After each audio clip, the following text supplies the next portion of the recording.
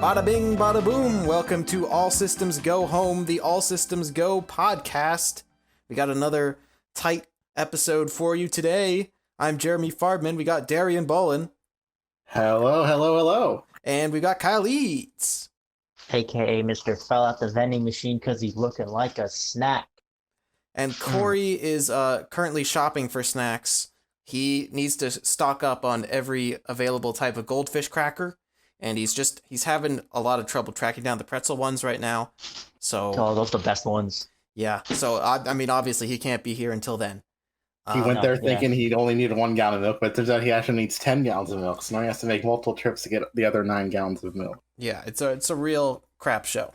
Darian, how have you been recently? We haven't had you on in a while.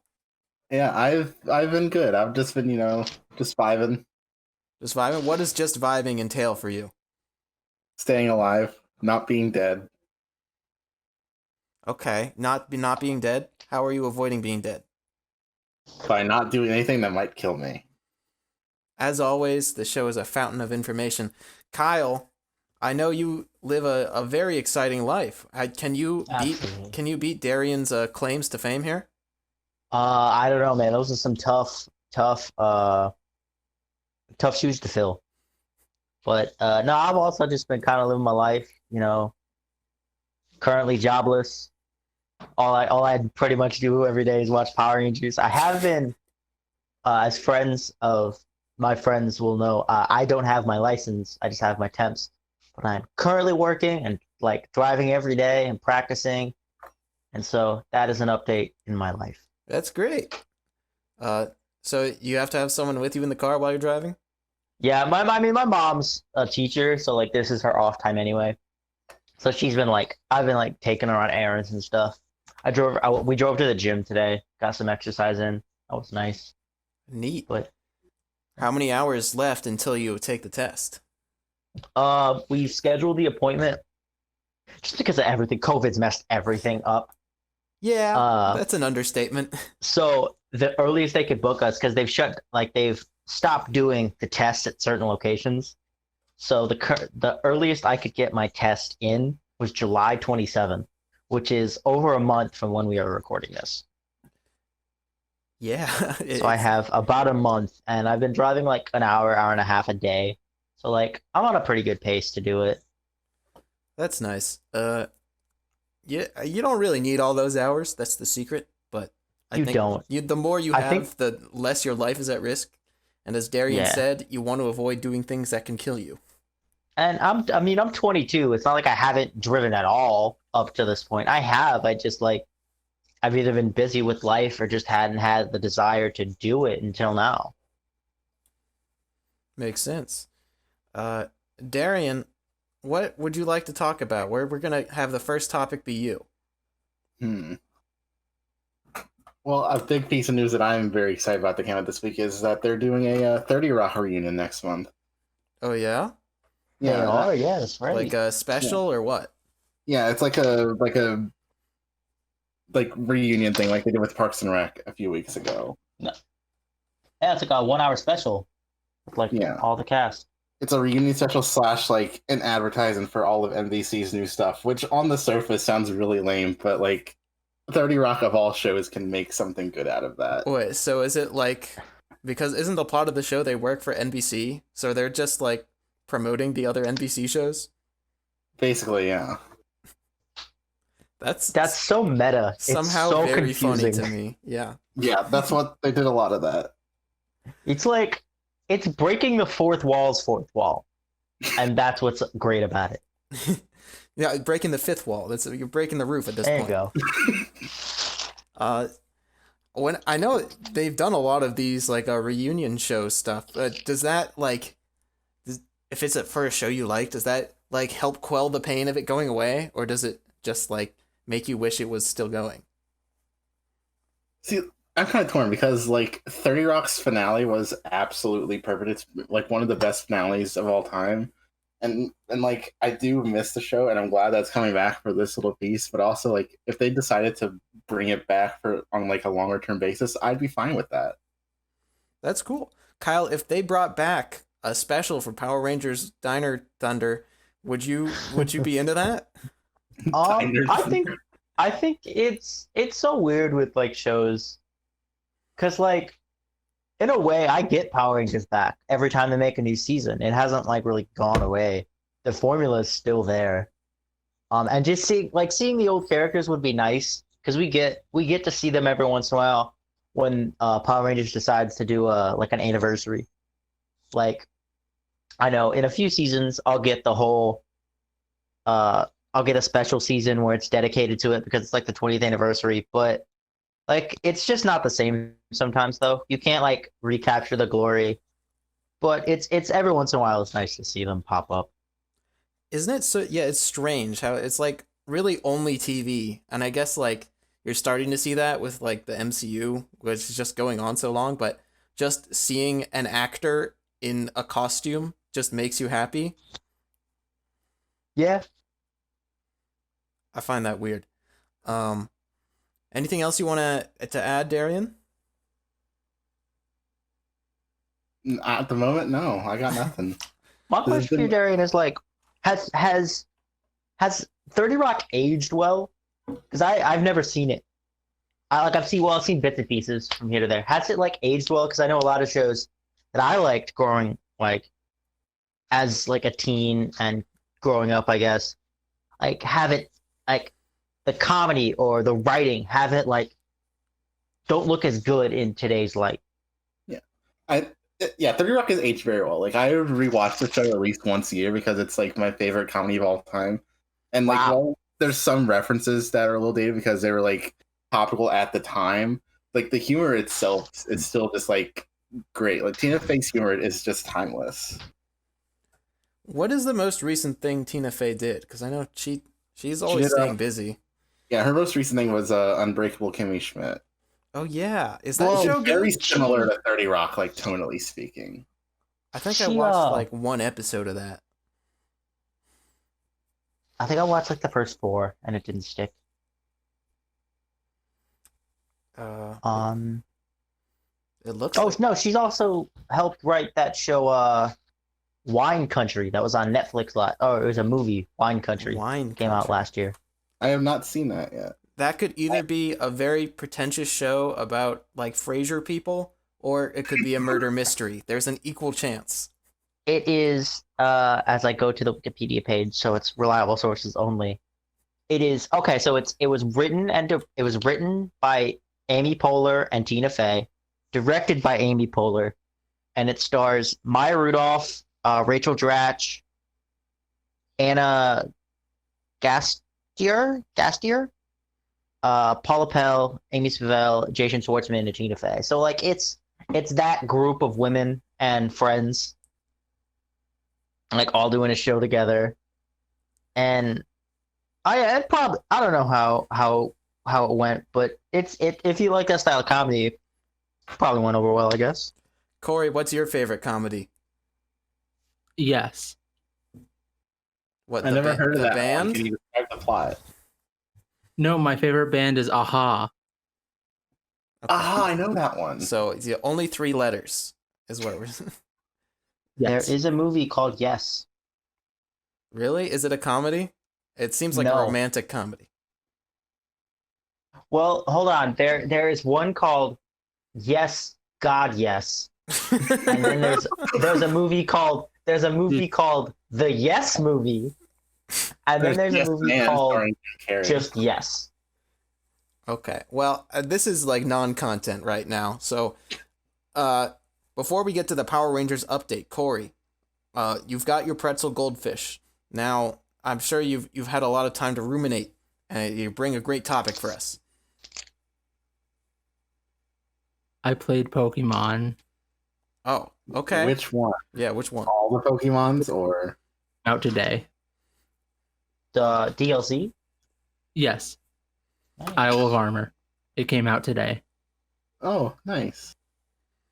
So, give me the pitch for this. I don't care about Pokemon anymore. So, what is in this DLC to get me excited? It brings back about 140-ish old Pokemon that should have been in the base game in the first place. And then it adds 2 new Pokemon that are kind of neat, I guess. The whole thing was like 2 hours long. And how much was it? It was $30, but the $30 is both this one and the other DLC that's coming out later this year. So $15 basically. About $15, basically. Is it like a good 2 hours or is it like a mediocre 2 hours? It's a good enough 2 hours from Pokemon standards. What are your Pokemon standards at this point? How low are they? They're If lower this than a was lot of other games, yes. A limbo bar, like how low to the ground can they go? It certainly could be lower, but at the same time, it's not like reasonably high. So when you get into like the new content, you just have like all your old Pokemon. Did you find that you were just sort of steamrolling it, or was it giving you a good challenge? I steamrolled the first little bit just because I went in there with my like full EV trained level 100 team. But after a little bit, I switched to a reasonably leveled team, and it was a Pokemon game. Okay. So a little bit of challenge, but not much. Just enough to make me use my brain, That's Wow. but That's not enough to actually challenge me. okay. Darian, what was the last Pokemon you played? I think the last Pokemon I played, well, I haven't played like a full Pokemon game, but the last one that I partially played was Alpha Sapphire. Okay. That one's good. So relatively recently. it's good because Gen 3's the best. That's the No. only reason. That's just like demonstrably false. But Kyle, did you play after that, or did you stop before, or what? I played Alpha, and so I owned Sun and Moon, and I never really got past halfway through it, just because I was in college. It was my first year of college, so I had better things to do. Sure. I mean, But everyone has I better also- things to do. I own Sword and Shield, and I think I beat it. I'm not sure. Yeah, that's how much of an impression it left, huh? No, I did beat it. I didn't do the post game. That's what it was. Okay. Corey, which DLC has the better value, this or the Kingdom Hearts thing? Oh, honey. Oh, honey. If I've got $30 to spend on pointless DLC for some reason, instead of just buying a cheap indie game, which should I buy? Well, this one brought back Pokemon that, like I said, probably should have just been in the base game anyway. Disagree. And then the Kingdom Hearts one, you're basically running through the end of the game again. It's just you can play as different characters this time. Okay, so you would recommend the Pokemon one. I guess just because you get 2 DLCs for it. And the second one is going to have more new Pokemon. And story as well. And story, probably. Oh, I mean, now that I know that there's a Pokemon story, now I'm thrilled. I'm glued to the edge of my seat here. But that is not the only Pokemon stuff that is around, is it? Hell no. Heck to the nah. I am only aware of this just because of Pokemon Snap. This just popped up, and I was like, "What? Where did this come from?" I was not expecting this at all. Hell yeah, brother. Yeah, Kyle, have you played Pokemon Snap? And if so, how did you like it? I loved Pokemon Snap. Yeah, I played it as a kid. It was one of those games where I didn't own a Nintendo 64 at my house, but my aunt did. And my aunt had 4 games. Yoshi's World, whatever that one was, Mario Kart, some random, like, never heard of fighting game, and Smash Brothers? Pokemon. No, it wasn't even Smash Brothers. It was some, like, Tekken ripoff. It wasn't even, like, I'd never heard of it. And then she owned Pokemon Snap, and I played the heck out of Pokemon Snap. No, I love this game. It's so like easy, and so it's so like if you play it now, it's so broken. Honestly, like some of the stuff you have to do, but it's still like all you do is take pictures of Pokemon. It's just fun. Like, if the new version comes out and it's $60, that's stupid. It should be 15. It's But- Pokemon, man.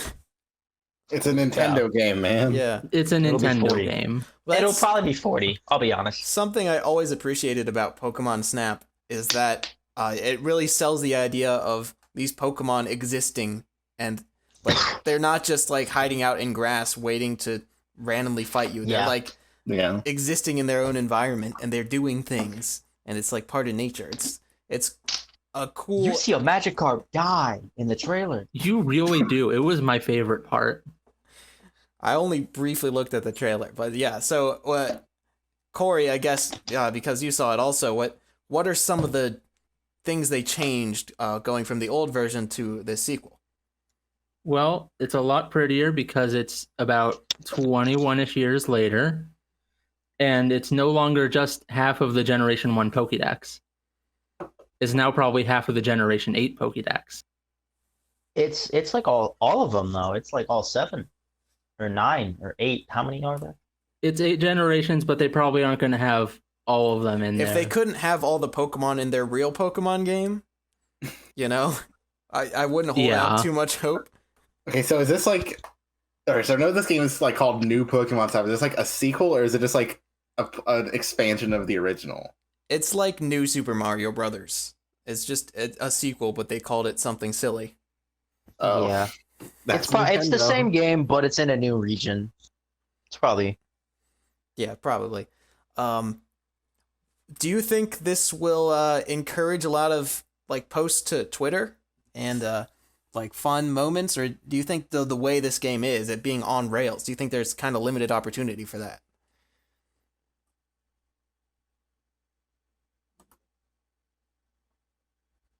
I mean, people certainly enjoyed the first one, and it was the same thing, but old.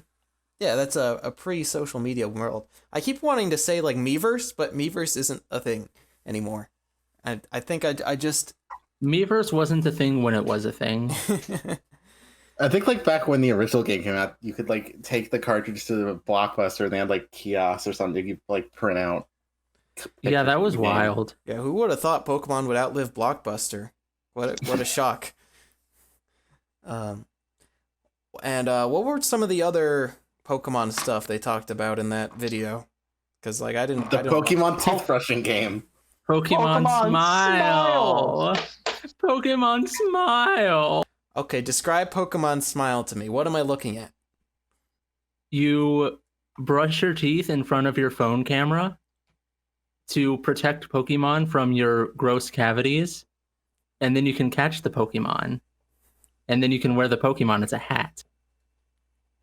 Huh. I'm assuming this is free. It is. It better be. It is free, and it's out now. Oh, Do it's you out already now? have it, Kyle? Okay, we gotta download this. No. I brushed my teeth this morning. I'll do it again later tonight. That's when I'll download the game.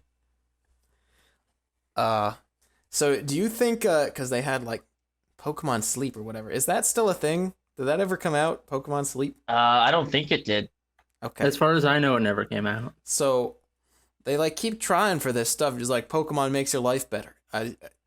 Darian, do you think that Pokemon as a brand has the ability to make you like get in these positive health habits, or is this just a weird mismatch?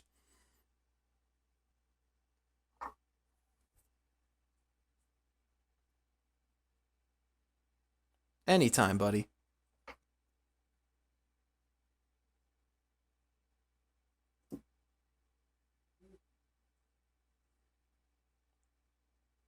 Darian? I certainly think it could work since it's targeted towards children. Yeah. But I think that if like an adult like me were to do it, if I were already set in a bad habit, I wouldn't be able to break it by watching a Pokemon video game. Yeah. It's mostly for kids. Yeah. It's for children. It's for children. I mean, whatever gets those kids that have good teeth, I guess. We do like good teeth. Do you think we'll see like Pokemon eat vegetables in the future? I saw one that was like Pokemon chores, where it encourages you to do your chores around your house, like sweep and mow your lawn. I don't know if Pokemon we see potty training. Pokemon eat your vegetables just because most of the vegetables in Pokemon are Pokemon. That's fair. Pokemon cannibalism. I remember when I was a kid, I was like, man, I want to live in the Pokemon world because you don't have to worry about anything. You can just like be 10 and run off and have an adventure and make friends. But now it's like, no, you gotta like do your chores. You gotta brush your teeth.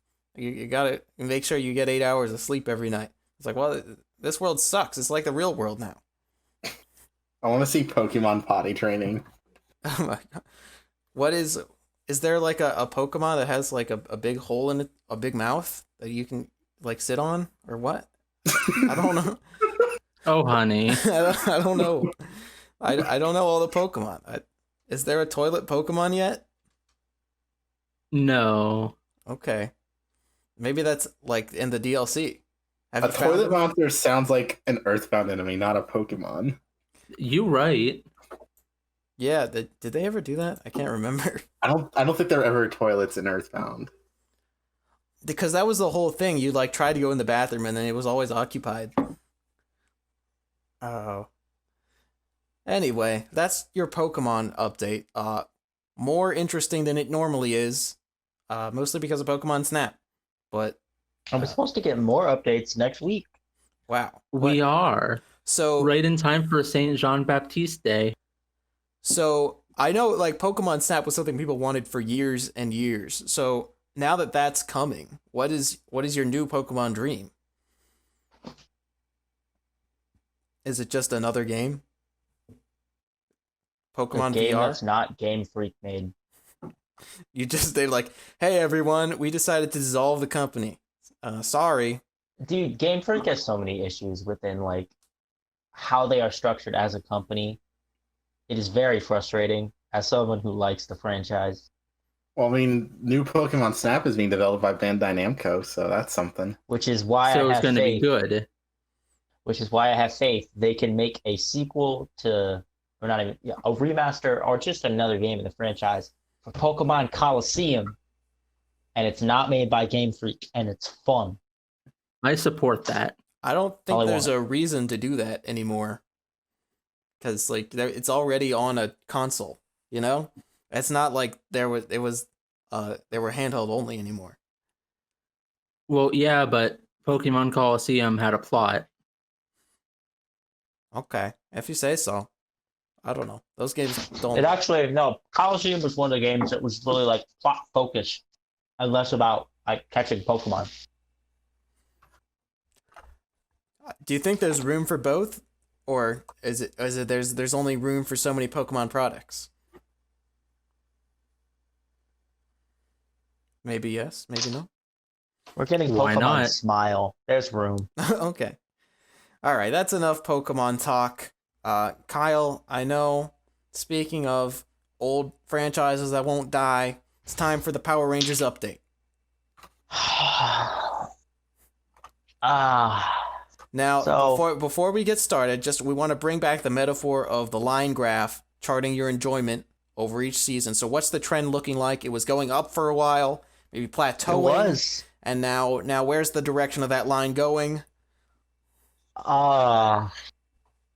It's the lowest it's been in a long, long time. It's not. It's like I've been on a path of trying to watch 11 episodes a day on the days that like I will set aside time to do so. Today I set aside time. I'm like, man, for the first time in a while, this felt like a waste of time. And so I still have like 6 or 7 episodes to watch today. Just because the last 2 seasons, Mystic Force and Operation Overdrive, are 2 of probably the worst Power Ranger seasons so far.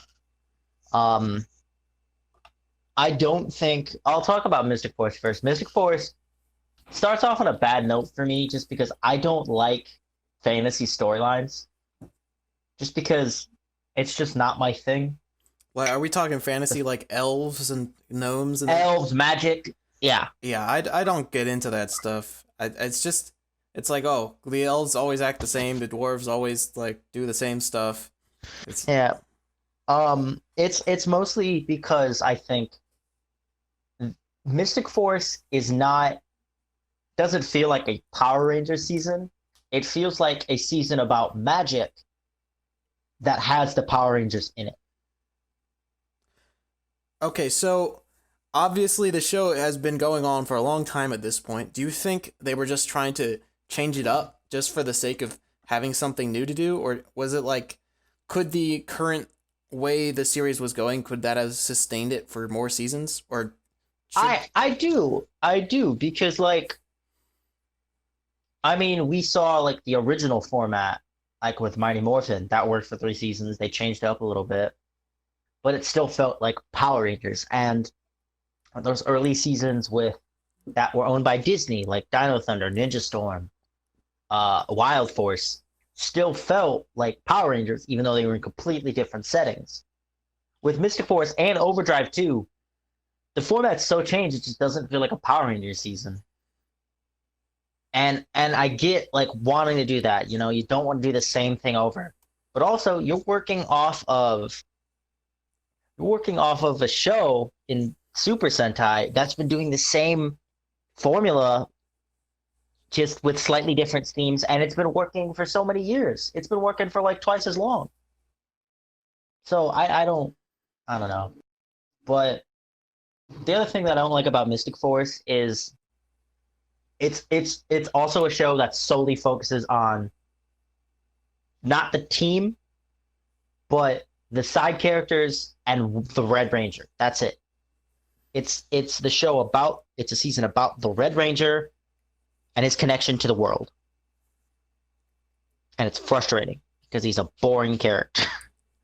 So what would you say is his dominating character trait? If you paint a picture of this Red Ranger for me. I don't want to say, I don't know if he has one.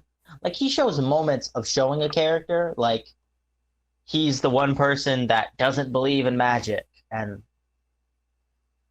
then by the end of it you find out, well, he's the son of this powerful sorceress and powerful knight. So he's literally, they say at the end, he's the light of magic. He's like the source of all good magic, and he could be the strongest wizard ever. Oh boy. And Sounds like Avatar. I think you'd like that show, right? No, it's not Avatar. Don't you dare put that on me. Because he's just so disinteresting and disinterested in what's going on. I can't even remember if I know his name off the top of my head. Which shows you something. Also, there are way too many names in this show because they have. So there's the ancient version of their name, which was what they were when the original like plot happened when they fought the evil like 3,000 years ago. They have their Magic World name, which is what their names are in the Magic World because it's changed in 3,000 years. And then they have their like human world name, and it's just so complicated remembering who's who. And it's so boring. And I don't know how you enjoyed this season, Darian. You said this is your Power Rangers. What do you enjoy about it? Well, see, here's the thing though. When I watched the show, I was like 7, maybe 8 years old, and I don't remember much about it. But I do remember that like I would get up early on Saturday mornings. I would just be like the only one in the house, and I would just go out in the living room and I would watch Power Rangers Mystic Force, and I that was when I was like truly alive. So it's just that your standards were as low as mine are for Pokemon. Yeah. Darian, do you think if you had watched some of the earlier seasons that Kyle had liked, if they were on instead, do you think you would have still liked this show? It's possible. Like I like back in those days, I didn't have much of an appreciation for that like that 90s campiness that a lot of the earlier seasons seems to have. Like if I watch it now that I have like a true appreciation of it, maybe I would enjoy them more than I enjoyed Mystic Force. But that's a lot of effort to actually go and like try and prove it. So Okay. But I don't want to harp too much on Mystic Force because there are some enjoyable moments too, just because it does a good job of setting up like the lore of the world. And so everything that happens makes sense within the realm of that season. Maybe not so much the realm of Power Rangers. Well, So that's the I'll thing, give it though. credit for that. With so many fantasy stories, they like spend so much time setting up the lore and the setting that they don't actually spend time making the events that happen interesting. And yeah, it's and that's yeah. But something that doesn't even do that right is Operation Overdrive, which is the season that follows Mystic Force. And Overdrive is bar and away the worst season. Because not only are the characters boring, they're unlikable. There are moments where you act like the show is trying to get you to dislike someone. Like, and he's on the team. There is a whole episode dedicated to one of the Rangers. Now, so the whole setup of this season is it's different again from Power Rangers, like the formula, where it's instead of, hey, save the world from an invading force type thing, it's this archaeologist who's super rich found this crown that unleashed two warring factions who, like several years ago, fought for the crown, but were corrupted by the power it created. And so some mystical being called the Sentinel Knight separated them and sent them into far-off planets and scattered the crown and its jewels on Earth. So this archaeologist finds this crown, awakens these demons, and then he has to find all of these pieces before the other team. So he sets up and builds the Power Rangers team, and none of them are likable. So much so that one of them starts selling off the technology he's using as a Power Ranger. These are your defenders of Earth. They're supposed to be the symbol of humanity. And one of them is lying and cheating behind the rest of his team's back. How are you supposed to like him? maybe he'll get a redemptive arc. You never know. He does for one episode. It's never brought up again. Would you say there's been a lot of character development in these seasons, or is it like In this season, there's again, it's a Red Ranger focused thing. One character gets, so here's how the characters in Overdrive work. There's the mildly smug Black Ranger who is a recovery specialist. He's an art thief.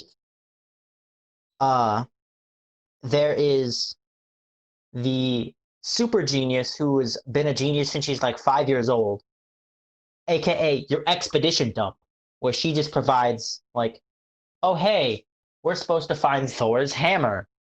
Here's what Thor did back when he was in Greece. Oh, we have to go to Greece. What? First off, that's wrong too. yeah, that's wrong, but okay. I'm pretty sure, yeah. Anyway, they just like she exposits. There's the Yellow Ranger who is there to be the lovable female goofball. There's the Blue Ranger who's there to be the male female goofball. You And never he want is two probably- goofballs. Oh, there's two goofballs in different ways, mind you. But he's a stuntman. Which his whole thing throughout the season is, yeah, I want to be a super movie star. And at the very end, he changes, oh, I want to be a director. It's not character development. That's just him changing things. Dax is so annoying, and I hate him. And then the Red Ranger, who, the only positive thing I can say about Overdrive is so basically you find out that the Red Ranger, the son of the like mentor, the archaeologist who's funding the Power Rangers this season, you find out he's an android created by the super rich mentor guy. And he has a cool moment where instead of being like, oh cool, I'm an android, for the rest of the season, he's like, I'm a robot, I'm not human. So I can kind of be reckless because if something happens to me, you can just rebuild me or reset me. And it's really cool. It's really well done. Really well acted. It's just him acting well, though.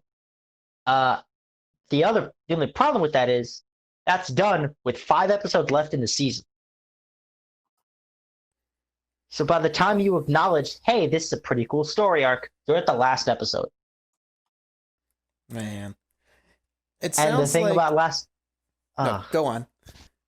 the thing about the last episodes are in Power Rangers, it's only like like half an episode, because the last half of the episode is dedicated to like, hey, so what are you gonna do now that we're not Power Rangers anymore? So what are you gonna do now that we're not Power Rangers anymore? And it's just It sounds like Overdrive there's like sucks. a potential for like a season where like Zordon is just a horrible judge of character. And he just gets 5 like selfish people who don't know like anything about being good, and like seeing like a character development in that and seeing them like step up to the challenge, that could be cool. But Well, yeah, it sounds like this show doesn't have the chops for that. This season at least. And so here's the thing. Based on what I know, the current season I'm watching, Jungle Fury, already off to a better start just because the people are likable and I enjoy watching what they do. I know RPM does a really good job about that, which is the last season. So RPM was supposed to be the last season of Power Rangers. I know I've had that before, but RPM was definitively Disney no longer was going to make the shows. It wasn't making them enough money. So they said, screw it, we're going to go all out. And I know the backstory for the Rangers, like 3 of the Rangers are pretty like bleak. One of them, his brother died because it's like set in a dystopia. The brother dies in the war. So he has to like fill his brother's legacy, and he's not that great of a person. There's a person who's been living in like the dark dystopian, like Mad Max themed world for like years by himself. So he's like this brooding, like, I can do this on my own type guy, and it's really cool. And then there's somebody who was in the Mafia who becomes a Power Ranger. Granted, he's a little bit of a weasel, but he was in the Mafia. Now he's a Power Ranger. There's some potential there. I want to see what they do with those. That seems so cool to me. I'm really excited. I just want to get to RPM. Yeah, so would you say that your commitment to the series is it being held up by just that light in the distance? Because I know, like, whenever I say I want to do all of whatever, I usually end up just saying like, no, this is a cutoff point. I can come back to this later, but I just need to. This is a good place to stop for now.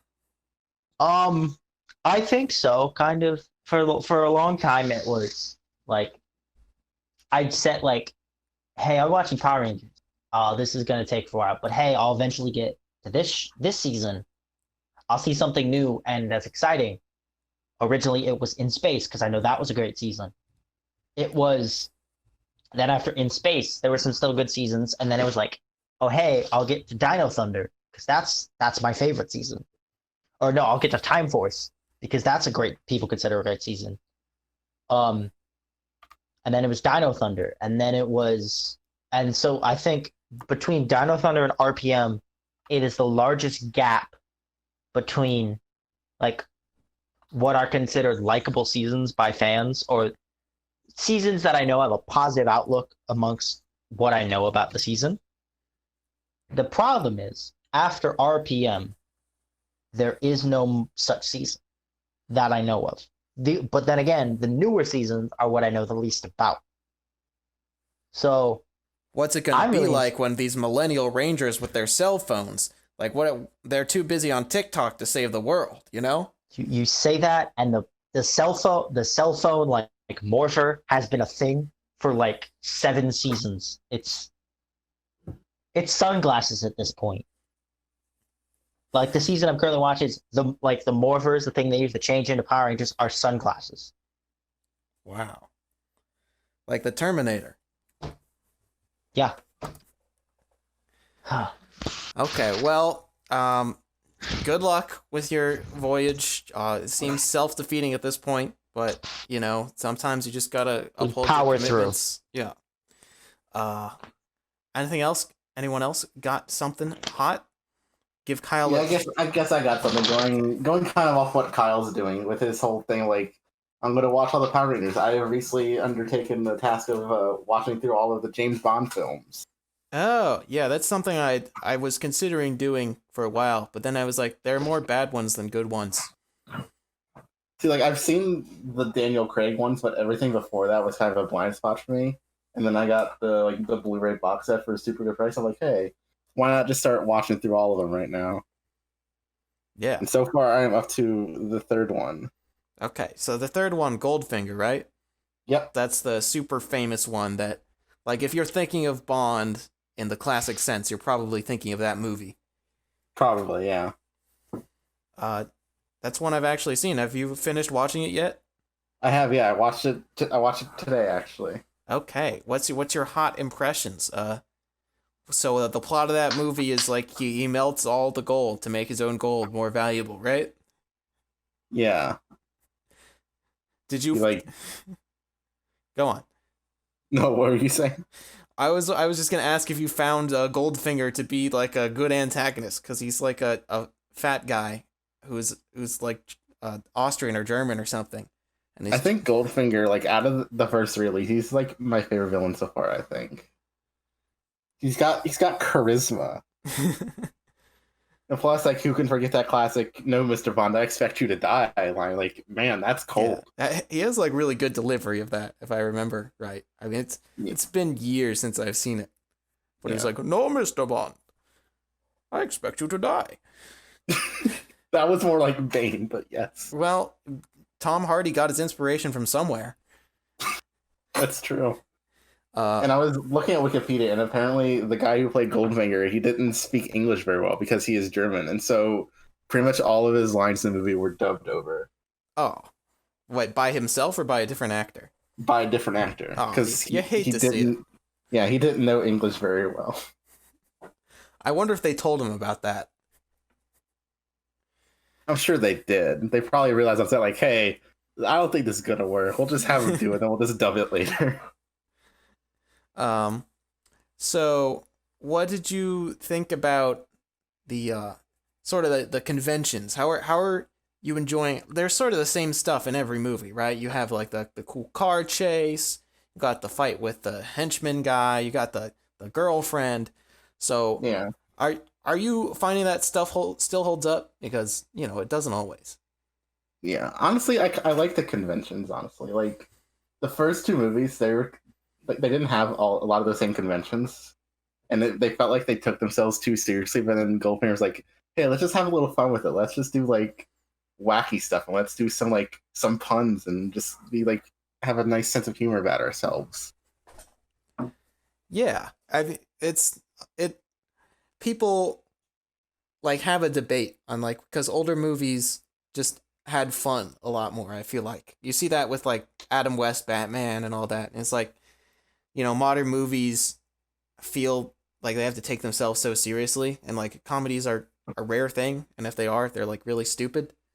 Yeah, So like I think there's room for stuff that has it doesn't have to be like a parody like Austin Powers, but it can have fun with itself, you know?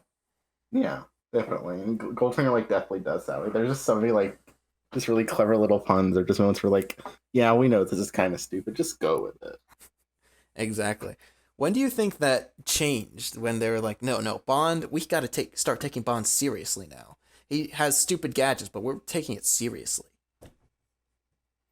I think it probably came around like the Brosnan era, if I had to guess, is probably around the time.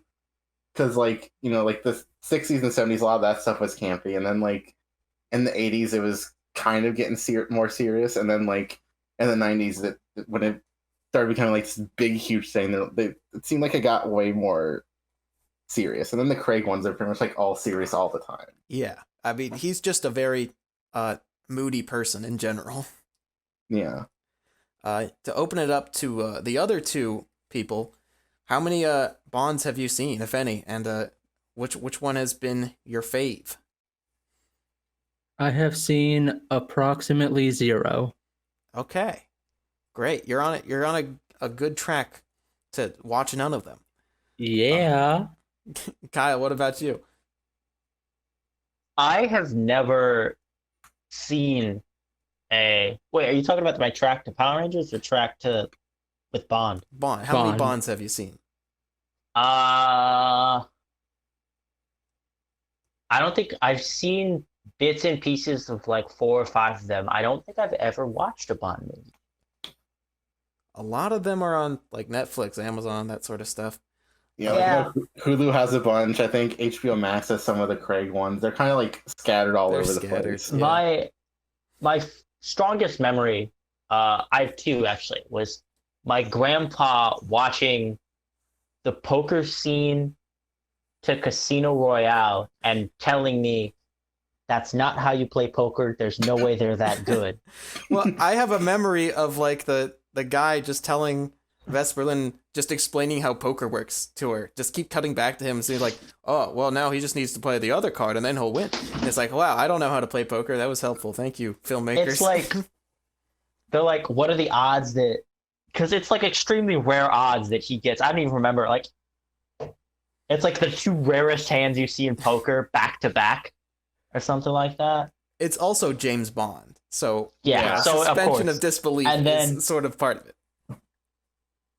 The other Bond memory I have is walking in. My roommate was watching. I think it's. I don't even remember what one it was. It was the one where like it starts off where he has to jump out of a plane, or he has to jump into a plane as it's falling. I think. Sounds plausible. I don't know. I think. That I also think it sounds was. like a Bond. Mission Impossible stunt. It does. It sounds like. Are you Mission sure it wasn't Impossible. Tom Cruise? Yeah. No, I know it wasn't because it had that like 70s and 80s like green screen effect to it. Oh, yeah. I will find it and tell you which one. Hold on. I'm gonna find which one it is. Are any of you excited for the No Time to Die movie, which is coming in the next 10 years, assumedly? I am excited for it. I mean, it can't possibly be worse than Spectre. You can't really go anywhere but up after that one. I don't know. I feel like that's what Kyle said about that one season of Power Rangers, and then it was a worse season than that. So, everything I heard about that movie when we were doing news stories about it, it did not sound like it was going well. It just sounded like Daniel Craig was throwing tantrums all the time, and like nobody knew what they were doing, and it got delayed like 6 times. This last time because of the virus, obviously. But yeah, I feel like the hype cycle is kind of stopped. I think kind of stopped because like it got delayed, so everyone's like, "Hey, we need to just like hold off on hyping this thing up for a while." Like once it gets like September, October, the hype will start back up again. I think. Okay, I don't know. I don't have a lot of faith in it, but 2 I'm of trying to those. stay cautiously optimistic. Yeah. Okay, I found out which one it was. Oh, I that was was a quick. bit off. He runs and chases down a plane as it's about to take off. So it's the beginning of GoldenEye. GoldenEye. Okay. So He one of chases- the One like- like GoldenEye. A plane is in motion, going at least we have to presume 30 to 40 miles per hour, and he runs it down by himself and knocks out the driver, and then he pulls it up as it's falling. Sounds Bond. Yeah, everyone loves GoldenEye. Yeah, that's one I haven't seen. I've seen all the Craig ones. I saw Goldfinger, and then I saw like half of the last Brosnan one, which is really bad on TV. The one with Halle Berry and the invisible car. But yeah, I go up and down on that stuff. Maybe once I'm done watching all the everything else. You know? Okay. Corey, do you have anything you want to say to us before I talk about something? I watched Ruby. That's okay, Corey. That's all I. Next That's really time. all I did. Go. Go on. Go on. I know. I want to see. Corey's watching How much anime. of Ruby did you watch? Ruby's not anime. It's anime, but it's not anime. It's It's somehow anime it's influence. somehow worse if it's made in America. You know, I find that worse somehow. More offensive. Do you consider Avatar anime? That was the reason I didn't like it as a kid. Wow. Wow. And like Teen Titans and all that stuff is just like something is off with this. I don't know what it is, but I don't like it. As a kid, so you like it now. I haven't watched it now.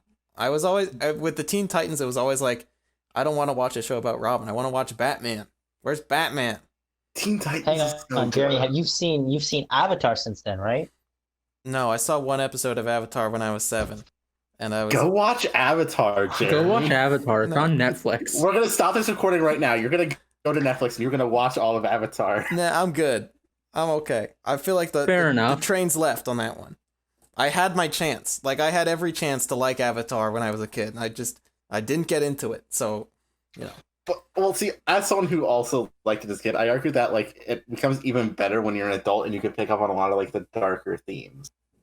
God, I'm not gonna fight Jeremy on this. I think he should watch it because it's a great show. But if Jeremy is one of those people, if he's stuck in his way about something, he's not gonna. I had my chance. I just like the Sky Bison. I just like the Sky Bison. Jeremy will not go Yep. near anything that is even adjacent to anime. Sure, we'll keep using that line. I'm fine with that. Jason. But yeah, Corey, you get back to what you were saying. This show that people in high school kept talking about that I didn't like. Yeah, Ruby? yeah. Oh yeah, I watched Volume 7. Is that the most recent one? It is the most recent one. Okay. And thoughts? They're hardcore setting up for a finale, it looks like. Yeah. The plot is still very complicated, but they're also Gotten still better. really good at making good characters. I'd agree. Corey, how would you describe the budget for this show? Because when I see people showed me clips, I was like, this looks very low budget. The budget has gone up since season 3. Season 3 is still the best season. Yeah, you're right. So obviously I don't know anything about this show other than it like kind of repulses me. But what would you say, since they are setting up for an alley, what would you say is something that you would hope and dream for in a finale? Well, I want them to explain things because they haven't really been doing that way too much. Yeah. Is that frustrating, Kyle, when they just sort of throw stuff out and then like figure it out? Yeah, you don't really get a lot of explanation. And the other thing that bugs me along with that is there's a ton of like I think this one did a good job, but like the 3 seasons leading up to this all felt like build up. And nothing Yeah. really happened. There And now were a it's- couple small like individual character peaks, like not last season, but the season before. No, last season they had like a nice peak with Yang and Blake. Yeah, But the Atom fight, yeah. yeah, but like the overarching story, it's just been like slowly crawling up the roller coaster. And very end of volume 7, they're just like trying to yeet us all the way down. Okay. I'm still excited. I enjoy the show, like still. I'm excited. I just mean like they've spent all of this time building up and now it's, we sort of had an expectation of where they were going next, but now they've just basically thrown the end of the series in there. Yeah. Do you think there's any risk that they won't get to finish the story, or does it make too much money? No. I think it makes enough money. The money they make in merch, I think, is unbelievable. Because they have, Yeah. because the merch they make, they have so many different designs, and it's right now Rooster Teeth. It's probably their biggest money making show at the moment, Oh yeah. and so I think honestly, you said finale. I think I'd say it's probably got 2-3 seasons left. I think ending it at 10 would be perfect, just because the numbers, Mason. But I think it'll probably have 2 seasons left. Yeah, I think so too. It's just the specific way they ended Volume 7. It very much seems like they're about to dive into the final battle. Yeah. Remember the Ruby video game? Vaguely. They made like a fighting game out of it, right? I mean, they made that No. like hack and slash thing. Yeah, it was hack and slash. There are characters in Ruby that were put into a fighting game, but Ruby itself is not a fighting game. I wish they would. No, they have a game. It's called Grim Eclipse. Yeah, Grim Eclipse. It's a hack and slash. It's not like. But I think what Jeremy's talking about is. Yeah, I was thinking of Blaze that Blue. thing you were talking about. Yeah. Yeah, you're thinking of Smite? Cross Tag Battle, which has characters from Ruby in a fighting Cross game. Tag. Yeah, which also has other properties that Atlas makes, Yeah, like they Persona. also put Team Ruby in Smite. No, that's pretty Yeah, which is cool and weird. Sure, why not? I'm sure all of those turned out better than the actual Ruby game. Yeah, Definitely. Like I played Grim the Ruby Eclipse is game not- on release, and it is like it's so dull. But licensed games, it's rare that they're good. Yeah, there are exceptions like SpongeBob Battle for Bikini Bottom, and that's it. Corey, Sponge Watch, where we at with that? It comes out in 6 days. Okay. Oh man! By the end of the week, Just you will have in his 7 time. copies. How many copies do you have? I only have one. For We're now? up to double-digit copies. You heard it here first. I don't have enough consoles to put it on double digits. I'm just Buy more imagining consoles. I'm imagining Corey as like a SpongeBob Bikini Bottom scalper, just like buying up all the supplies. Like, you come to me for Bikini Bottom, and you gotta pay extra. Like somebody comes up to him, like scratches, like, "Hey, you got the rehydrated?" Yeah, I got the rehydrated. Whoa. You need What's some it gonna- hydration, huh? It's just a CD in a paper bag, no case. There's a lot of water in it. It's a very wet. They don't bag. deserve the case. It's a very wet The bag. case is double, and there's no guarantee that it'll have the cover art. The case isn't even like a normal like Xbox or PlayStation case. It's just like an old CD case. If you wanted the case, you should have pre-ordered it like I did. Or you should have pre-ordered it 5 times, like you did, or however many times. So you going pre-ordered with it. this a druggy metaphor, this is a good transition into the old Spider-Man comics I've been reading. Wait, is Spider-Man a druggie? No, his roommate Harry Osborn. Probably. He became. Oh yeah. This is a famous storyline. The backstory is the Comics Code of Authority, famous for very strict rules for no reason. You couldn't show a vampire or a werewolf. You couldn't show the hero losing. And you absolutely could not show drugs in any light, even if it was a negative light. So Stanley just said, I'm going to do that anyway. And he showed this story where Peter's roommate has drug problems, and it's presented as like a horrible problem that is a bad thing for society. And the result of that was like nobody cared that it didn't have the Comics Code of Authority, because who cares? And then the Comics Code of Authority changed its rules because it's stupid like that. But that's the thing with the 60s and 70s Spider-Man comics, is that they are political. There's a lot of talk about race relations and like student protests, and it's like this is all stuff that's relevant today. You're looking at these pages and you're like, maybe this isn't as in depth as it would be if it was written today, but it still has resonance, which is crazy to think that. Like, you think of 60s comics as like Batman has a zebra suit for some reason, and then meanwhile in Spider-Man they're tackling big issues. I mean, I don't know when Echo. Go ahead. No, for sure. Well, I know, like, just to go on that point, like, I don't know when X-Men was written, but X-Men is just a allegory for the civil rights movement. Absolutely.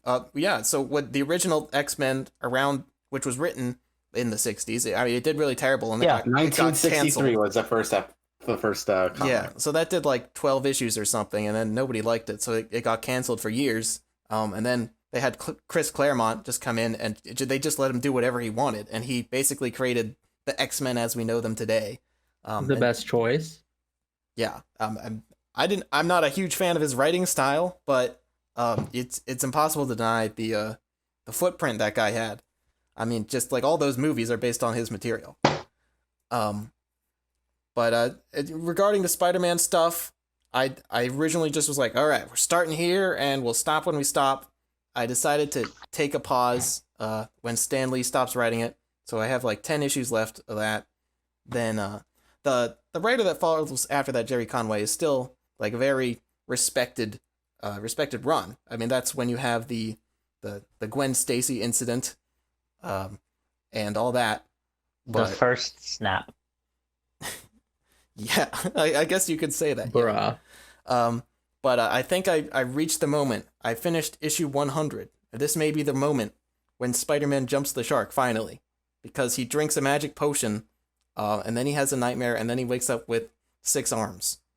Just like, he has like 4 more muscle arms just popping out of his spider suit. He's doing better than Doc Ock is. Yeah, exactly. Been there, done that, got the promotion. I think they were probably just like, yeah, we got to do something special for 100 issues of Spider-Man. I know. The secret is arms, Tony. We need more arms. We need more arms. So I don't know what happens in 101, but they say at the beginning, no, he's going to still have these issues, and he's going to still have the arms in the next issue. Don't worry.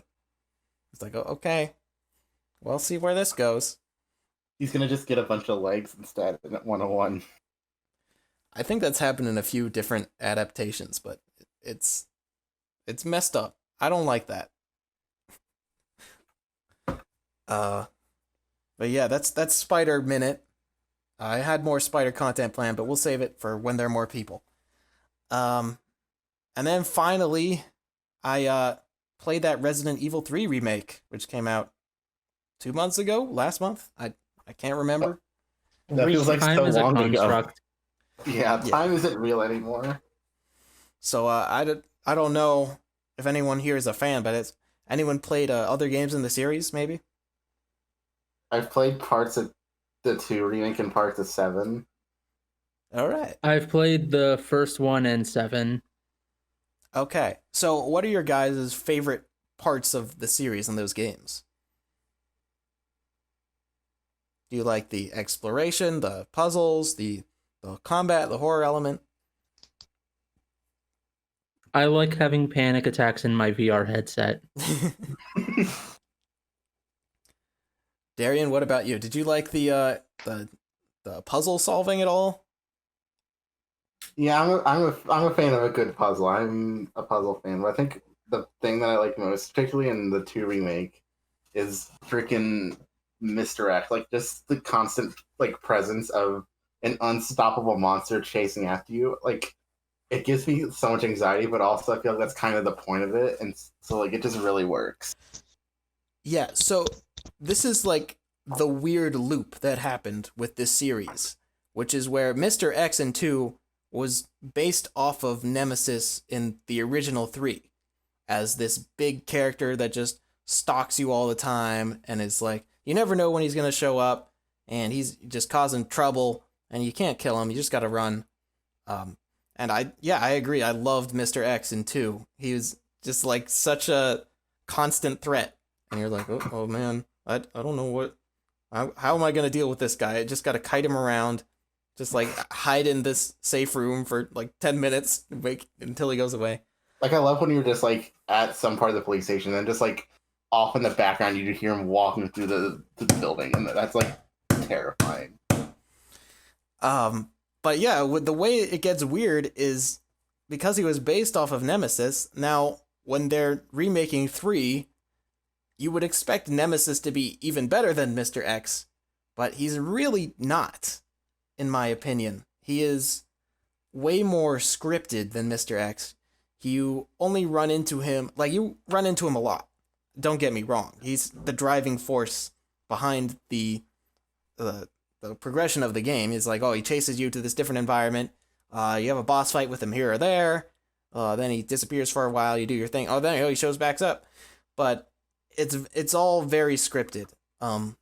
Even when he's sort of chasing you around on the street, it's like a pretty short segment. And at least on the standard difficulty, you just throw a grenade and then he just goes down for a little bit. So I don't think he's as threatening as Mr. X was. Especially, he feels a lot cheaper, I want to say, because he has like a lot of ranged attacks. Like he'll just shoot out a little appendage that can hit you from anywhere. He'll just hit you from off screen. Whereas Mr. X, he only had the punch attack, so it was a lot more reliable, I guess. Which makes it more scary. It feels less cheap when you know the rules. That might just be me. But Yeah, I definitely feel that. aside from Nemesis, I mean, the original game was subtitled Nemesis, so it is sort of disappointing to see him sort of neutered in a way. But I think the rest of the game is a lot of fun. It's definitely feels very different from the 2 remake, despite them sharing a lot of assets and mechanics and stuff. It is a much more action-focused, sort of combat-driven, linear experience than 2, which was just 2 and the 1 remake feel very similar to me, which you just have this huge environment and you have like all these threads going at once where you're like, okay, I can solve a puzzle over here. This will get me an item that takes me over there. I don't know what to do over there yet. I'll just go explore this other floor. You don't really get that in 3. You're just exploring the city streets for a while. You just go to a new area for like a few minutes, then you go somewhere else. And it's the main thing I find is that they make sure you have a lot of resources that you need. You're not really counting bullets in this one like you would in some other games. They're always giving you ammo, always giving you material to craft that ammo. If you are looking out for it, there's always health refills. And it makes you a very different participant in the loop than in 1 or 2. Because in 1 or 2, I feel like you're always on the defensive and you're just sort of inching forward. You're like, careful to look around the hall because you don't know if there's going to be a big monster there or like 10 zombies. And it's like, okay, I got to do this, but I'm not happy about it. But in 3, it's like, yeah, I am Jill Valentine, a STARS veteran. I've already done this. I already blew up that whole mansion. Like, I don't care. The zombies, whatever. I'll just shoot them. Who cares? I'm unstoppable. And that is very different, but it's also fun. So it's really up to your preference, whether you are really married to the old style, all that stuff I just described with it being very slow, or if you're more of an action game fan, while still enjoying some of the Resident Evil conventions, I think you'll find a lot to like in this. But as for the puzzles, there are like 2 puzzles in the whole game, and they're like brain dead. One I just solved by accident, but hey. I didn't even know this was a puzzle until I watched the Let's Play. What do we think are the odds of them doing a modern remake of Resident Evil 4? Pretty high after that leak. Yeah. Oh, there was a leak? I was not aware of the leak. Isn't 4 like the super popular one? Yeah, I was gonna say, like, 4 has like such a legacy to it in its current state. Like, if they 4 has remake been- it, they have a lot to live up to. It's been ported to every console already. Like, you can play it already, which I find to be like a weird thing if you're going to remake it entirely from the ground up. But also what they showed of 8 in that trailer, like, that gave me a lot of RE4 vibes. Just with the weird, like, thatch roof cottages and, like, the crazy villager people. Yeah. I want to know. I'll need one of you guys to explain like the whole storyline of the entire franchise, because I have no interest in playing these games, but I understand they have a cool story, kind of. How much time do you have? It's very simple. Once upon a time, there were some evil villains that formed a company called Umbrella, and their whole reason was to, step 1, make a bunch of zombie viruses, step 2, question marks, step 3, profit. So they just unleash the virus in this mansion. They send in the cops to do it. And then it's a bad scene. A few of them escape. Then they do it in the whole city. And then they blow up the city. And then they just keep doing that a bunch. And yeah, there's just always bad guys with viruses, and like the one lone player character who survives and beats up the bad guy.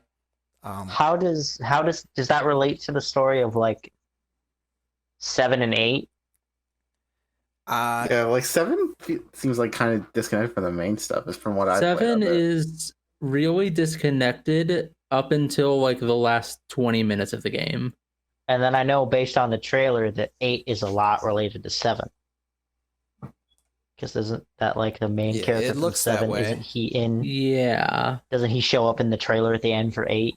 I think it's the same player character. Yeah, Okay, I don't know. I'll watch a YouTube video on it later. It'll be fine. I haven't played 7, but it's really cheap, so I might as well. 7 was basically this game isn't related, but then at the end they're just like, but wait, it was related.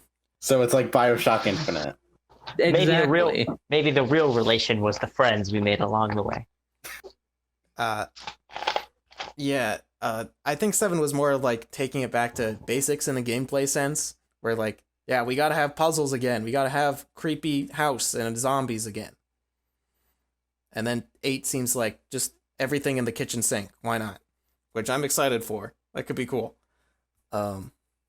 Yeah, Resident Evil 3, I recommend it. Maybe not for full price. It is a short game, but a lot of replay value. You go in, is like New Game Plus stuff. You basically just, you get points and then you spend those points on stuff you carry into your new game.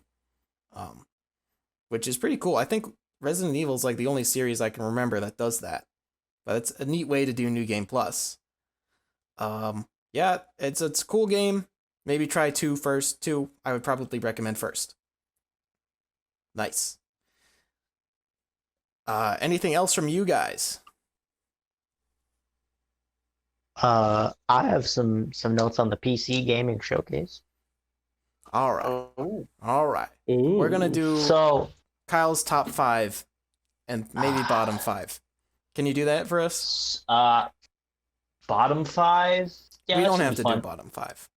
I can do like a lot of them kind of blended together because Yeah, this is I feel like there it's- wasn't anything that was like offensive. It was just like, okay, cool, yeah, not for me. it's a PC showcase, so a lot of them are meh at best.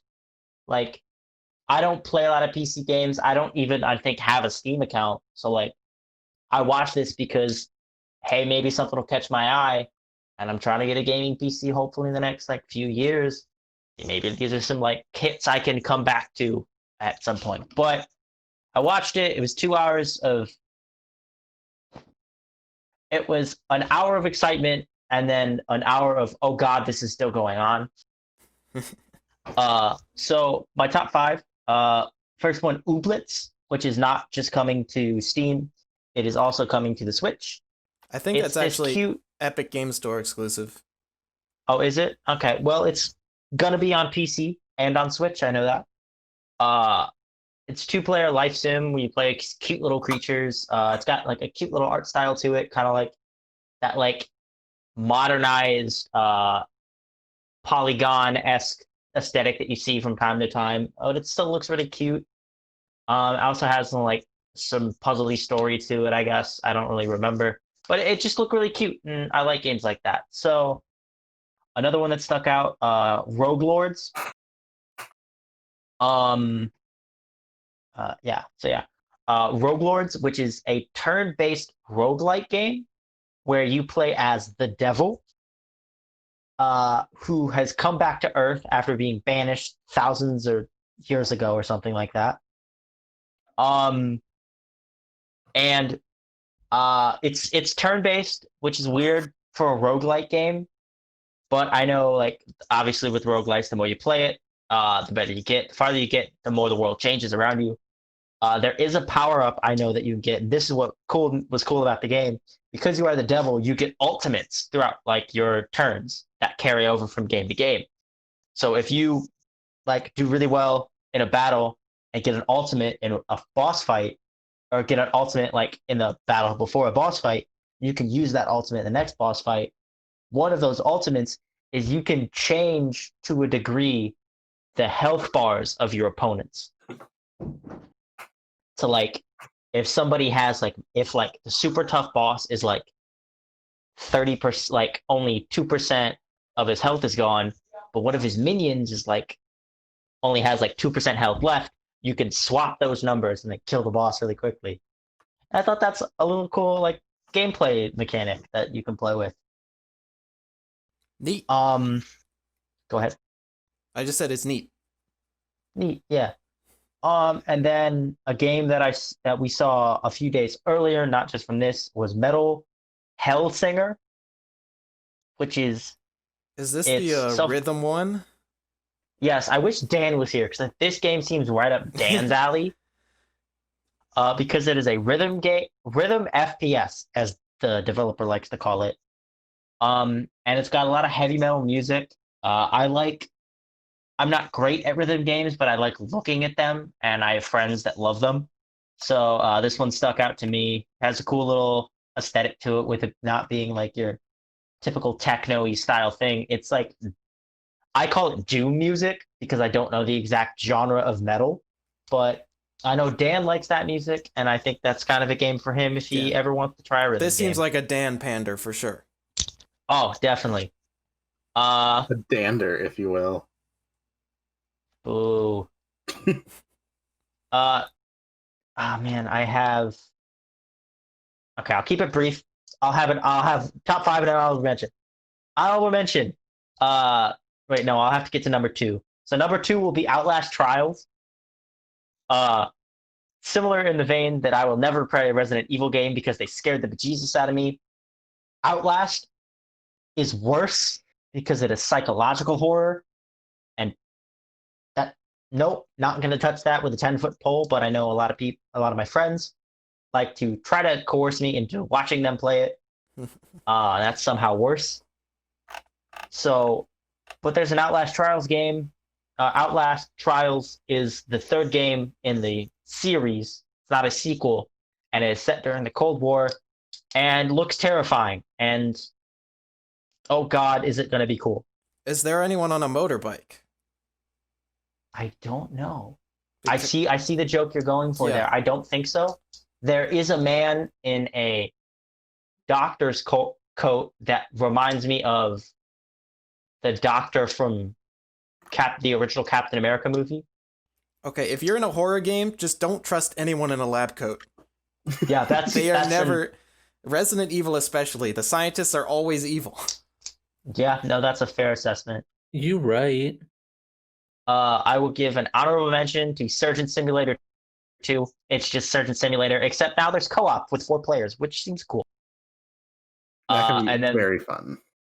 my most excited game, which is weird because we've been excited about the games from Hello Games before, and they bit us in the butt, is Last Campfire. It's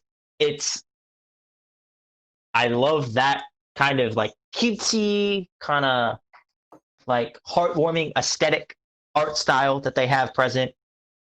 It's a puzzle solver. It looks super fun, super like story driven, which is another thing I like. Because the more like I was playing before I started Power Rangers. I was playing Ori and the Blind Forest. That game's beautiful. I love that game, and I'm hoping to get the same kind of reaction out of Last Campfire. But it's Hello Games, so I don't entirely trust them. I feel like at this point, though, they probably learned, like, hey, let's actually finish this game before we send it To out. be fair, Yeah, they are not. I don't get the sense that they're making huge promises with this game. No, they're not. They're actually not making anything. They're just like, here's a game we're making, which is you learn. You learned, and I'm hoping it's going to be good. You know, plus, it seems a lot like smaller in scale than No Man's Sky, so there's Yeah. less that can go wrong.